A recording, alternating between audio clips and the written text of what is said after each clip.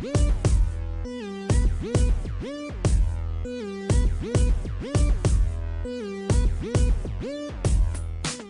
guys, today I'm back to talk about the books that I've read in August, and I have quite a couple of books that I want to talk to you today. It's actually 7 because I read a whole series. I kind of flew through that and then I read a couple of other books. So the first ones that I want to talk about is the Unwind series. So that's kind of backwards. We have Unwind, Unholy, Unsouled, and Undivided. Now, this series is something that BookTube made me buy, definitely. I heard about this in a video and I really wanted to check it out because the premise sounded so interesting. Now, the first book, Unwind, is about a kind of dystopian society where you have your children and you can decide whether to give them up for unwinding. So when they turn 14 until they turn 18, they can be unwinded, which means they're used as a human organ donor. So they're basically completely erased and all their parts are used to help other people. So basically there's nothing left of them, but they're not killed in that sense because every single part is used for someone else. So that's kind of the premise of this book. So you follow 3 teenagers between the ages of 14 and 18, which are unwinded by their parents for different reasons. And in this first book, you kind of get to know everything. And you start off with Connor. Connor is kind of a troublesome kid, and he's unwinded by his parents because they think they can't help him anymore and they can fix him. Then there is Risa. Risa is a state ward, so she doesn't have parents anymore, and to be a state ward you have to have a lot of talent or they will unwind you. And she is actually a pianist, so she plays the piano, and she kind of messes up her big, I don't know how to call it, like a big play where she's supposed to play in front of other people. She messes that up and then she gets unwind. And then the third person is the one that I fell in love with the most, and that is Lev, or Levi, or Levi, or whatever the name is, but in my head he's called Lev, and he is actually a son of a very rich family and he's a tithe. So he has older siblings, and with all the kind of people or children his parents have adopted, he's the 10th children, and so he's the tithe and he's supposed to be sacrificed for God through unwinding. And he has been brought up his whole life thinking that this is what he's meant to be, like this is his destiny. And in this first book all of their paths meet quite quickly and they get together and they're kind of forced to stay together for a couple of eventful days. I don't know how to say it. This first book, Unwind, it just took my breath away. It was so dramatizing.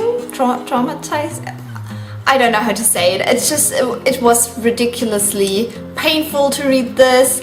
I have a huge problem with missing body parts, like if someone misses like a leg or a finger, or I don't know, if there's something missing, I just have a huge problem with that. So this whole idea of being divided into parts is just ridiculous in my head, and it just messed with me so much. And then, I don't know, this book was really interesting, entertaining, fast-paced, so much action all through the book, and you never knew where it would go. I didn't know whether they would be still in the other books or whether they would actually die, because I never looked it up, because I wasn't sure whether these are more like companion novels with different children in each book, because it was so tense. And I don't want to tell you how it ends, I'm just going to talk about this first book, but it was so tense. And I remember when I was almost finished with the first book, I was actually at my boyfriend's place and all his roommates were, you know, around me, and they tried to talk to me, but I couldn't put this down. I had to read the end. I had to know what was going on. So this was definitely an exciting read, something I had never experienced before. The end is so crazy, and there's this one scene where you actually read from the point of view of something who is unwound, whatever. I couldn't deal with it. It was way too much for my brain, so it was very tense. And I can see that not everybody would enjoy that, but I really did. So I gave this first book 4.5 out of 5 stars. And I loved it, and it was amazing, and I don't think I've ever read something like this. So yeah, that was a good start. So I decided to marathon this series because that's what I do. I just love marathoning series. So I then went ahead to read Unholy, which is the second book. And I don't want to tell you what happens because I really don't want to spoil anything. But in this book you could really feel that the first book was a standalone, and then they were like, oh, let's continue with that. It's actually good stuff.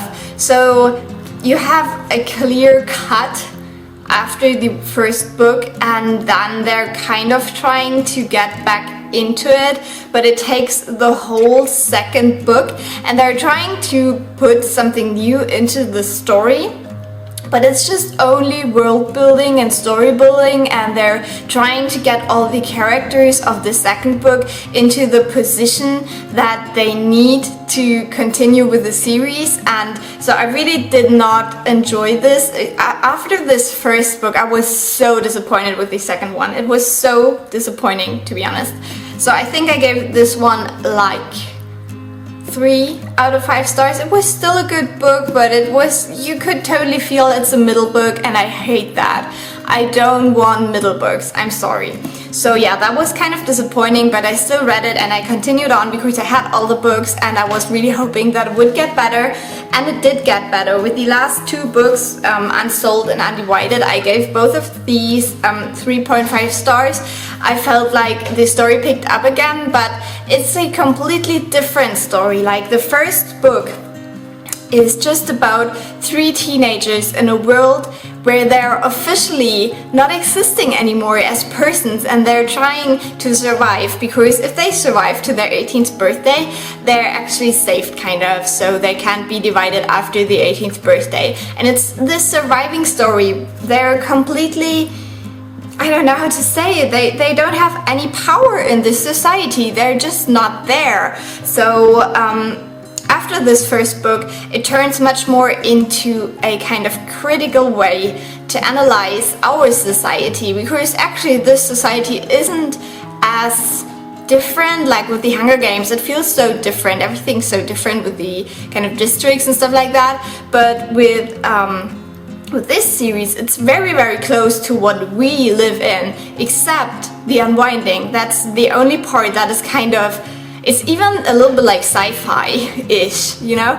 But it's not like crazy different, and so it's just so interesting. And I really, really liked the other 2 books because I liked that way of looking at the society and thinking more about how to alter these faults that this society had. But so in these last books, it's all about bringing that society down, stopping unwinding. So that's a completely different focus, and this story feels completely different. Still, I enjoyed it, but it's not the thrilling ride you have in the first book.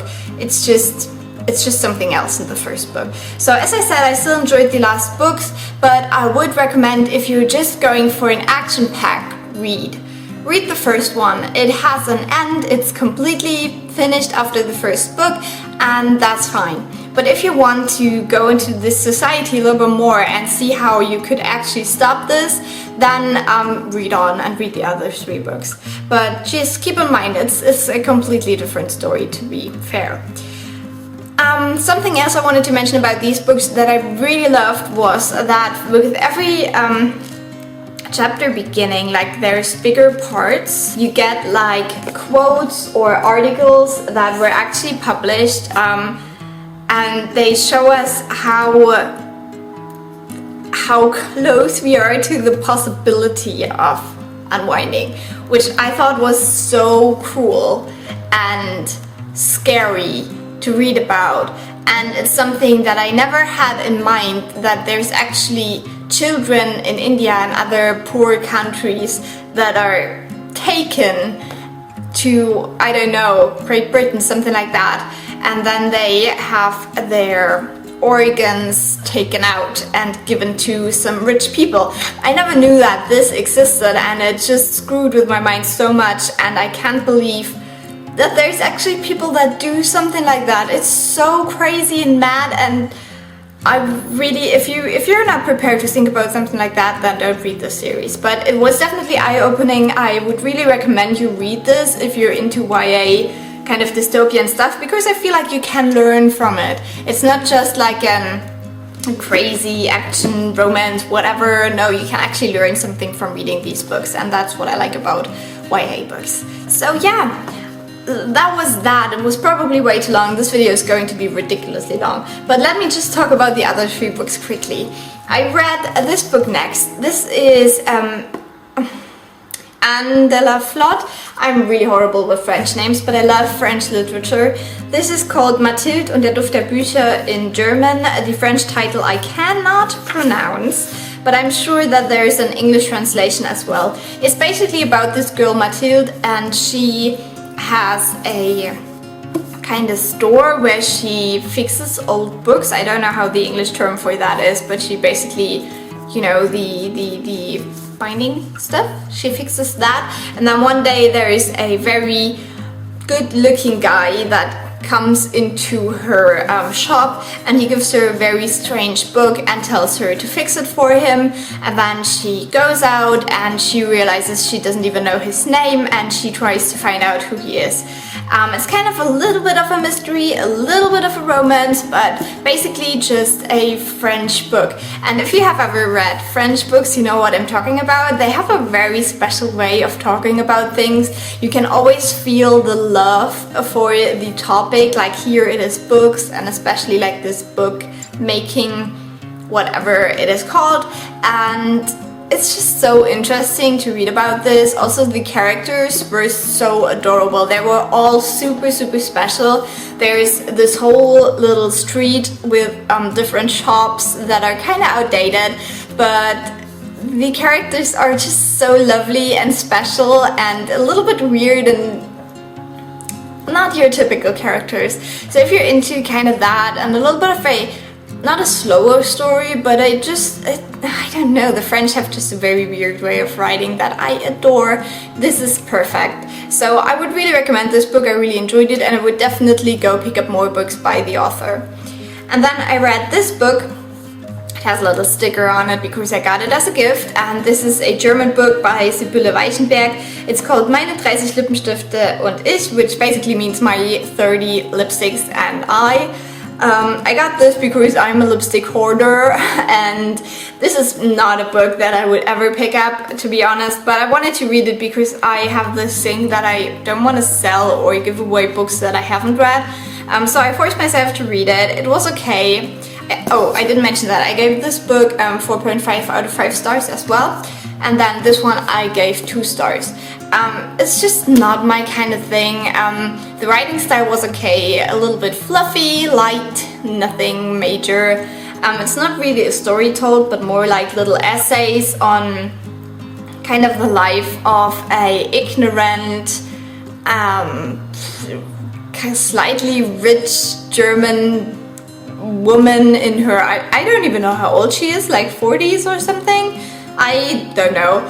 It's nothing that ever has an impact on my view of the world, to be honest, because, you know, it's all about like lipsticks and designer clothes and, I don't know, vacation in places that I could never afford to go to, stuff like that. So it's just nothing that matches up with my world, so it's just, it was okay. I don't know what to get from such a book. But yeah, just wanted to mention it quickly. And then finally I read another book of the Song of Fire and Ice series. I never know whether it's Song of Ice and Fire or Song of Fire and Ice. I don't know, one of the two. So I read the German book It's the 5th German book, so it is the first half of the 3rd English book. And I read that. I really enjoyed it, to be honest. I really enjoyed it. I think it's the best book in this series yet. And I'm really excited to read on. I just really loved it. It's definitely a series that is getting better and better. Oh, my voice is fading. Again, I gave this book about 4.5 stars. A lot of the characters that I hated first are now kind of, I don't know, they kind of redeemed themselves. They're not so annoying anymore. Especially the woman characters that I hated.